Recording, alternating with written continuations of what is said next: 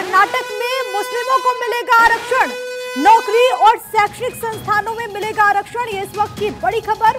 कर्नाटक सरकार ने मुसलमानों को ओबीसी में किया शामिल। इस वक्त की बड़ी जानकारी, कर्नाटक सरकार ने मुसलमानों को ओबीसी में शामिल किया और अब खबर ये है कि मुस्लिमों को आरक्षण मिलेगा धर्म के आधार पर। एक बार फिर से रिजर्वेशन को लेकर के, हालांकि पूरा मसला और इसको लेकर के हमने देखा कि कैसे विवाद भी देखने को मिला था, लेकिन कर्नाटक में ये फैसला लिया गया है कि मुसलमानों को आरक्षण मिलेगा। ये इस वक्त की बड़ी खबर कर्नाटक से जुड़ी हुई, जहां पर आरक्षण की बात कही गई और सरकार की तरफ से ओबीसी में मुस्लिम वर्ग को शामिल किया गया है और कहा यह जा रहा है कि ओबीसी वर्ग में मुस्लिम समुदाय को यहां पर लाया गया है। हालांकि इसको लेकर के संकेत पहले से भी मिल रहे थे। कर्नाटक सरकार के इस फैसले को लेकर के कहा जा रहा था कि राज्य में मुसलमानों को पिछड़ा वर्ग में शामिल करने के लिए सरकार पहले ही इसको लेकर के कदम बढ़ाने को पूरी तरीके से तैयार। हालांकि इससे पहले राष्ट्रीय पिछड़ा वर्ग आयोग ने